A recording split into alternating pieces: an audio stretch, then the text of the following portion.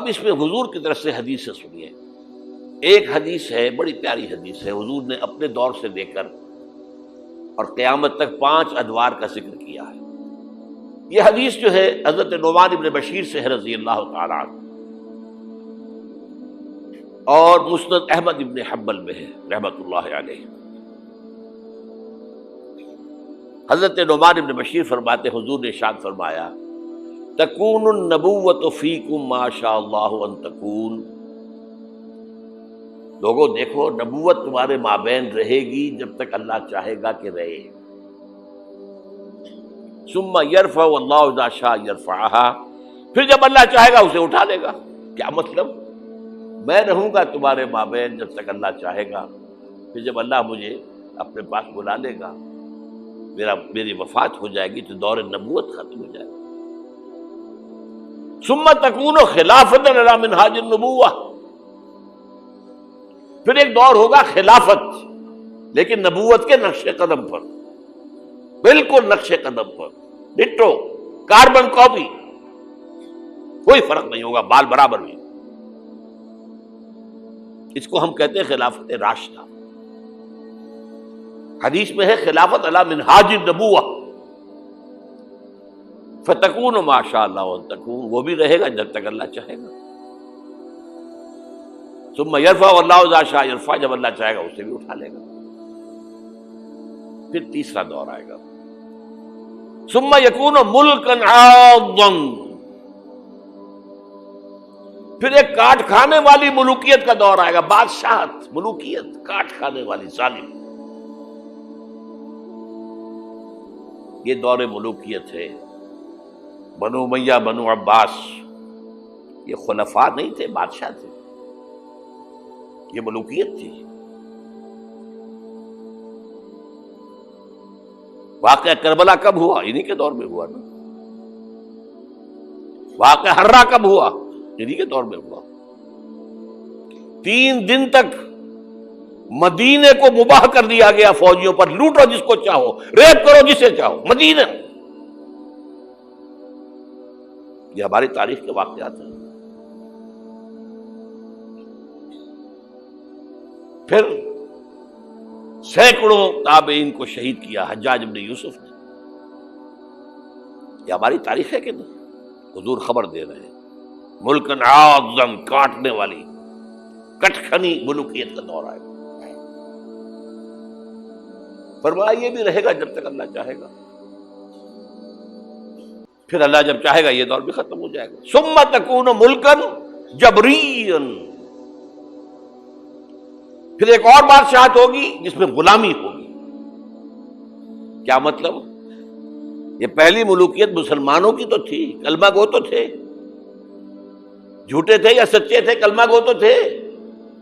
اچھا برے بھی تھے تو اچھے بھی تھے، بہت اچھے اچھے لوگ بھی پیدا ہوئے. بادشاہوں میں بھی جو مثالیں مسلمان بادشاہوں کی ہیں، اچھے لوگوں کی، آپ کو دنیا میں نہیں ملیں گی. لیکن اس کے بعد کون سا دور آیا؟ ہماری اب ملکہ کون تھی؟ ملکہ وکٹوریہ. اب یہ ملوکیت جمع غلامی، کہیں پر برطانیہ، کہیں پر فرانس، کہیں پر اٹلی، کہیں پر اسپین، پورا عالم اسلام، کولونیلزم جسے آپ کہتے ہیں، یورپی استعمار جسے آپ کہتے ہیں، ملکن جبرین. لیکن جو خوشخبری ہے وہ کیا ہے؟ ثم تکون خلافۃ علی منہاج النبوہ، پھر اس کے بعد دور آئے گا خلافت علی منہاج النبوت کا. یہ خوشخبری ہے. آج تاریخ کا قافلہ کہاں کھڑا ہے نوٹ کر لیجئے.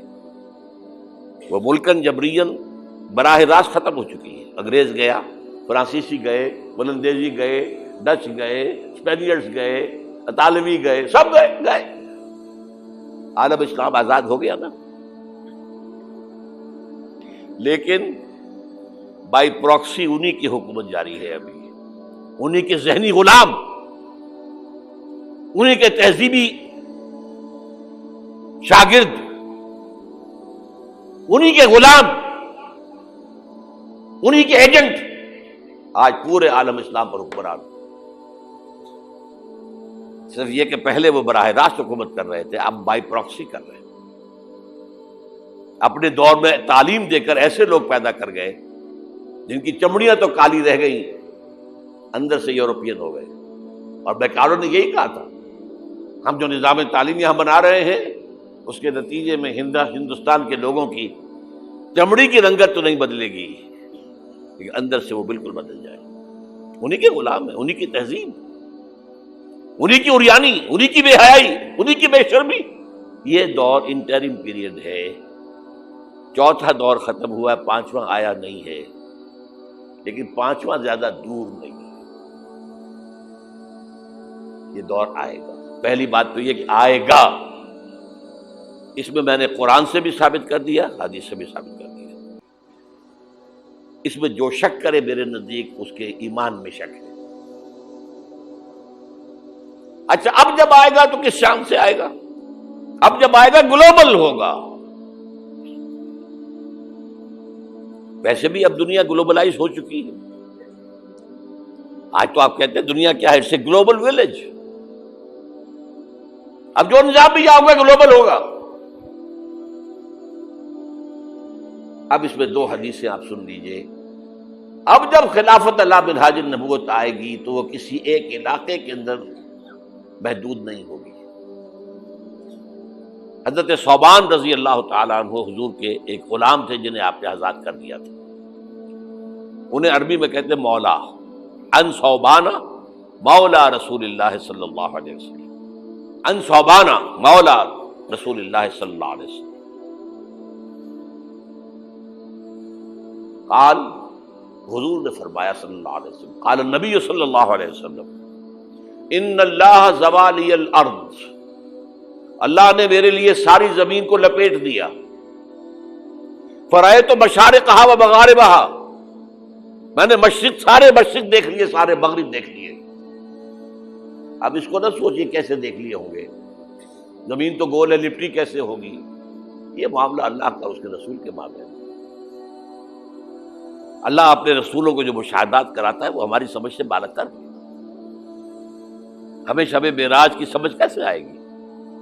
بہرحال حضور فرماتے ہیں ان اللہ زوالی الارض، زمین لپیٹ دی، فرأیت مشارقہا و مغاربہا، میں نے سارے مشرق دیکھ لیے، سارے مغرب دیکھ لیے۔